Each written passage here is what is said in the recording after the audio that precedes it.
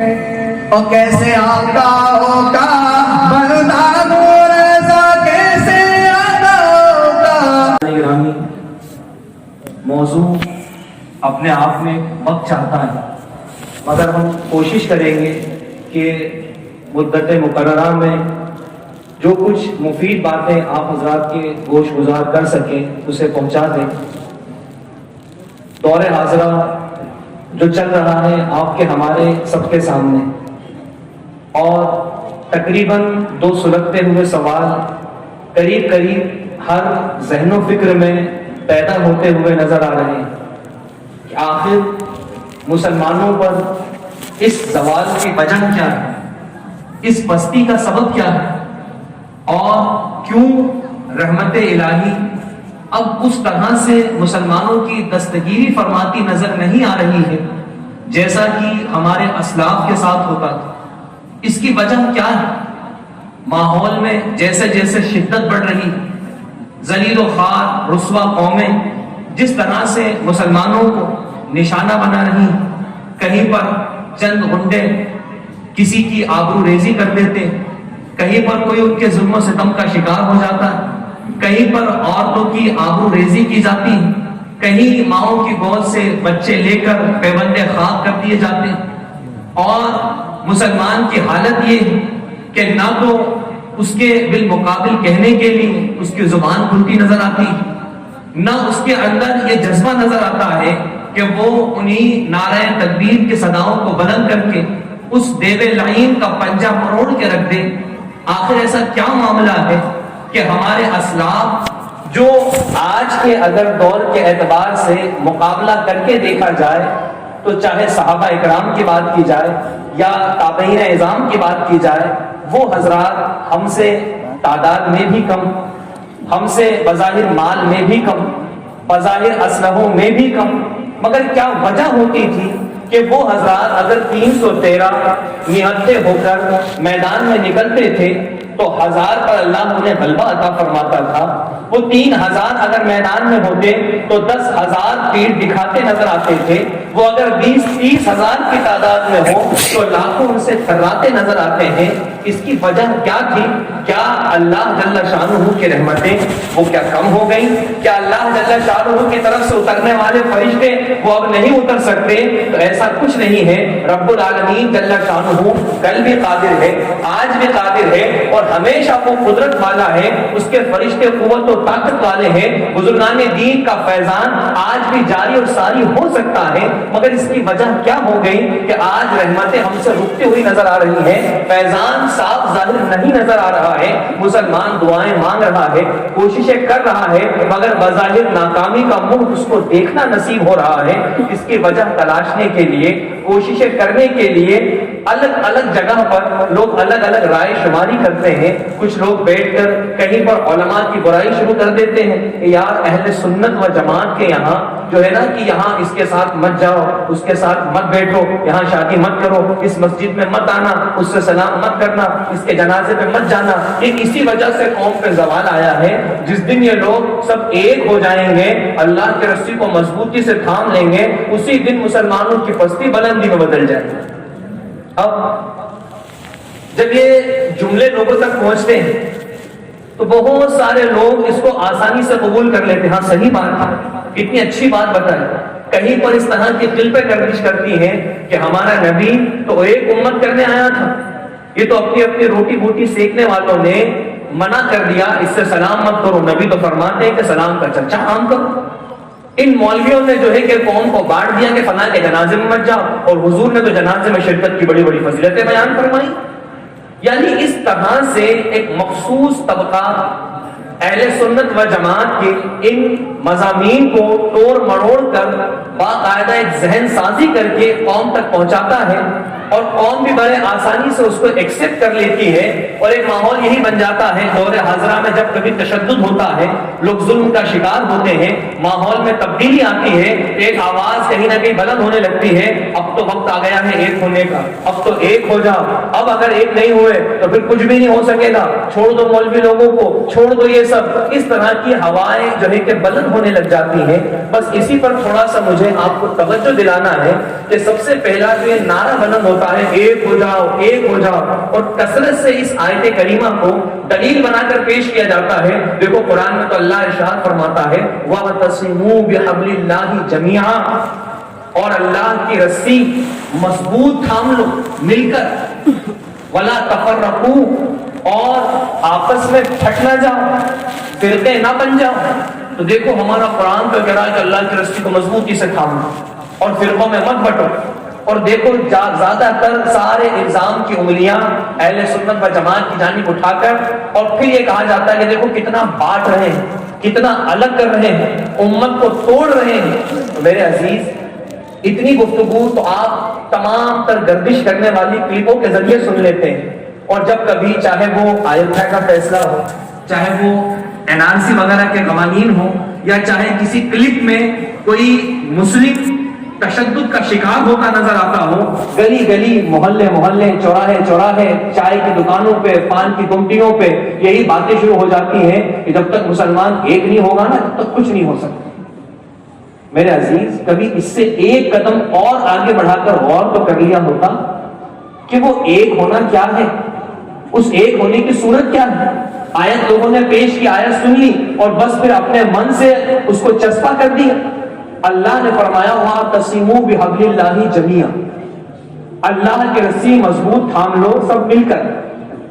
تو کیا اس آیت کریمہ میں یہ مطلب ہے کہ جو مسلم ہیں جو مسلم نہیں ہیں وہ سب ایک رسی مضبوطی سے تھام لو؟ کیا یہ مطلب ہے اس کا؟ آپ مجھے جواب دیں، میرا خطاب آپ سے ہی. کیا یہ مطلب ہے قرآن کی آیت کا کہ اللہ نے فرمایا کہ سب تھام لو، تو جو مسلم ہے وہ بھی اور جو ایمان والے نہیں ہیں وہ بھی سب تھام لیں، یہ مطلب نہیں؟ کبھی علماء سے پوچھا ہوتا اس طرح کی باتیں چل رہی مارکیٹ میں، ان آیتوں کا مطلب کیا ہے، یہ کیوں نازل ہوئی، یہ کیا بتایا ہے، فرقوں میں مت بٹو، یہ کس سے کہا جا رہا ہے؟ تو میرے عزیز آیت کریمہ جن لوگوں کو حکم دے رہی ہے کہ فرقوں میں مت بٹو اور اللہ کی رسی مضبوطی سے تھام لو، اگر مختصراً دو باتیں بھی آپ سمجھ لیتے، اس قسم کی اغوا کرنے والی کلپ یا اس قسم کے اغوا کرنے والے میسیجز کے چکر میں آپ نہیں آتے. کہ سب سے پہلی بات تو یہ کہ وہ اللہ کی رسی ہے کیا. یہ تو جٹا جٹا ہے، مسجدوں کے بورڈ پہ لوگ لکھ دیتے ہیں اللہ کی رسی مضبوطی سے تھام لو. تو اس سے آپ سمجھتے کیا ہے؟ کیا کوئی رسی ہے جس کو آپ کو پکڑ لینا، ایسا کچھ ہے؟ کیا مطلب ہوتا ہے اس کا اللہ کی رسی کا؟ کیسے تھامیں گے اس کو؟ اور یہ کس سے کہا جا رہا ہے کہ اللہ کی رسی کو مضبوطی سے تھام لو اور بٹو مت؟ تفسیر کا اگر خلاصہ ہم اپنے وقت کا لحاظ کرتے ہوئے دو جملوں میں پیش کریں تو اللہ جل شانہ کی رسی سے، حبل اللہ سے، مفسرین نے جو فرمایا، کہیں پر بتایا قرآن کریم مراد ہے، کہیں پر بتایا کہ جماعت گروہ مراد ہے. اب اگر قرآن کریم اس سے مراد لیا جائے یا بڑی جماعت اور گروہ اس سے مراد لیا جائے یا جو بھی تفسیروں میں ہیں الفاظ مختلف ہیں، سب کا مال کار ایک ہی ہے. اگر قرآن کی بات کہیں گے کہ بھئی قرآن کو تھام لو، حبل اللہ وہ اللہ کی رسی قرآن ہے، تو قرآن کریم فرقان حمید میں اللہ کیا فرماتا ہے؟ ما آتاکم الرسول فخذوہ وما نہاکم عنہ فانتہوا، جو میرا رسول تمہیں دے اسے لے لو، جس سے منع کرتے اس سے بات کرتے. سبحان اللہ. بے شک. اگر جماعت کی بات کریں، گروہ کی بات کریں تو الحمدللہ زمانہ رسالت سے لے کر آج تک اور آج سے لے کر صبح قیامت تک جو بڑی جماعت ہے، جو بڑا گروہ ہے، وہ صرف اور صرف اہل سنت و جماعت ہے. سبحان اللہ. بے شک. بلکہ ائمہ اہل بیت، امام جعفر صادق وغیرہ تو ان آیتوں کی تفسیر میں ارشاد فرماتے ہیں کہ حبل اللہ، اللہ کی جس رسی کو تھامنے کا حکم دیا گیا وہ کوئی اور نہیں، وہ ہم اہل بیت ہیں. سبحان اللہ. کہیں پر فرمایا گیا حبل اللہ محمد صلی اللہ علیہ وسلم، کہ وہ اللہ جل شانہ کی رسی کہ جسے تھام کر نجات مل جائے گی، اور جس سے ہٹ جانا فرقہ واریت ہے وہ جناب محمد رسول اللہ. اب اگر ان مختلف کلمات کے ساتھ موجود تفسیروں کو دیکھا جائے تو بات یکجا ہو کر یہی ملتی ہے کہ رسول اللہ صلی اللہ تعالی علیہ وسلم آپ کے دامن سے وابستہ ہو جائے. یہی دامن اہل سنت و جماعت ہے، یہی اللہ کی مضبوط رسی ہے، اور اس سے جو ہٹے گا اسی کے بارے میں فرمایا گیا وَلَا تَفَرَّقُوا، فرقہ واریت مت کرو، فرقوں میں مت بٹو، آپس میں پھٹ نہ جاؤ. تو جس نے اسے چھوڑا وہ فرقہ واریت کرتا ہے، وہ فرقوں میں بٹتا ہے، وہ اس گروہ کو پھاڑ رہا ہے، اور جس نے اسے تھاما رہا وہ باقاعدہ اللہ کی رسی کو مضبوطی سے تھاما ہوا. اب غور کریں کہ اللہ جل شانہ کی جس رسی کو تھامنے کا حکم دیا گیا، اگر اس سے جماعت مراد لیں تو اہل سنت و جماعت یہ وہ اللہ جل شانہ کی رسی. اب جو اسے تھاما ہوا ہے وہ فرقہ واریت کر رہا ہے، وہ فرقوں میں بٹ رہا ہے، یا جو اسے چھوڑا ہوا ہے وہ فرقہ واریت کر رہا ہے، وہ فرقوں میں بٹا ہوا. آپ مجھے جواب دیں کہ فرقہ واریت تو اسے کہا گیا تھا جو گروہ کو چھوڑے گا، جو جماعت کو چھوڑے گا، وہ فرقہ واریت کر رہا ہے. تو آپ یا جو بھی نبی کونین صلی اللہ تعالی علیہ وسلم کے حوالے سے یا پروردگار عالم جل شانہ کے لیے جیسے عقائد و نظریات کتاب و سنت نے بتائے، جو اس طرح سے مان رہا ہے، جو معمولات صحابہ کرام کے، تابعین کے، تبع تابعین کے، ائمہ مجتہدین کے، اولیاء اللہ کے ہیں، جو گروہ اور جماعت اس تسلسل کے ساتھ اسے تھامی ہوئی ہے، وہی اہل سنت و جماعت ہے. اسی کو تھامے رہنے کا حکم ہے، اور اسی سے ہٹ جانے کا نام فرقہ واریت. مگر عالم دوسرا ہی ہے، جس کو عرف میں کہتے ہیں نا کہ الٹا چور کوتوال کو ڈالے. جو رسی تھامے ہوئے بلکہ جو خود اس رسی کی کڑیاں ہیں انہی کو جو ہے کہ الزام دیا جا رہا ہے کہ نہیں ایک ہو جانا چاہیے. تو اللہ جل شانہ نے قرآن کریم فرقان حمید میں ارشاد فرمایا کہ اللہ کی رسی کو مضبوطی سے تھام لو اور فرقوں میں نہ بٹو، گروہوں میں نہ بٹو. تو آج بھی ہم اس عظیم اہل سنت کے اجتماع سے مدعو کرتے ہیں، لوگوں کو دعوت دیتے ہیں کہ جو چیدہ طور پر لاوارث میسجز بنا کے چھوڑ دیتے ہیں، نہ نیچے نام نہ پتہ ہے، کہ جو مانا وہ قوم میں پہنچا رہے ہیں وہ بیٹھ کے گفتگو کر لیں، یا کلپیں بنا کے چھوڑ دیتے ہیں میرا نبی امت بنانے آیا، میرے نبی نے یہ کیا. تو ان لوگوں کو ہم آج بھی مدعو کرتے ہیں کہ آپ بیٹھ کر ذرا طے تو کر لو کہ آپ قوم کو بتا کیا رہے ہو، اللہ کی وہ مضبوط رسی کیا ہے جسے تھامنے کا حکم دیا گیا، اور کس چیز سے ہٹنا فرقہ واریت کرنا ہے. الحمدللہ نہ کل کوئی بیٹھ سکا تھا، نہ آج کوئی بیٹھ سکا ہے، نہ آئندہ کوئی بیٹھ سکتا ہے. ہمیں مطمئن رہنا چاہیے کہ اللہ جل شانہ کی رسی کو جو مضبوطی سے تھامنا ہے وہ گروہ صرف اور صرف اہل سنت و جماعت. پھر دوسری بات کہ یہ جو اپنے اپنے زوال کی وجہ تلاشتے پھر رہے ہیں، کیوں ہم پر زوال آ گیا. بڑی پیاری تمہید علماء نے لکھی، اسی کے ایک مختصر سی کڑی میں آپ کو پیش کروں گا. ایک اصول، ایک نظام آپ سمجھیں، اپنے بارے میں آپ سمجھیں.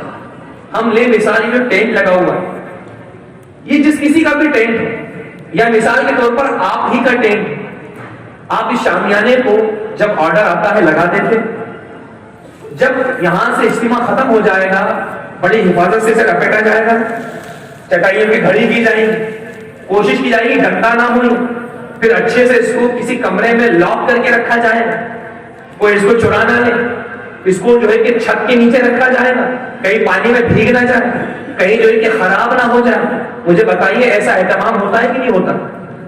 ہر چیز کے بارے میں آپ مثال لے سکتے ہیں. یہ لائٹیں لگی، جب جلسہ ختم ہوگا بڑی دھیرے دھیرے اس کو اتارا جائے گا، اس کی پانی سے حفاظت کی جائے گی، اس کو گرنے سے بچایا جائے گا، اسے بڑے آرام سے رکھا جائے گا. ہوتا ہے نا ایسا؟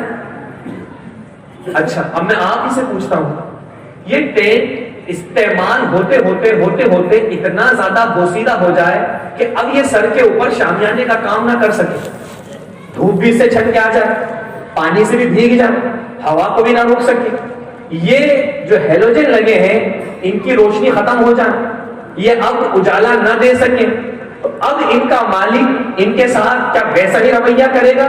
کیا ویسے ہی سنبھال کے رکھے گا، یا ان بوسیدہ ٹینٹ کو پٹک دے گا کہیں بھی؟ کیا کرے گا؟ آپ خود کیا کرو گے؟ تو پہلے تو آپ بڑی حفاظت سے رکھ رہے ہیں.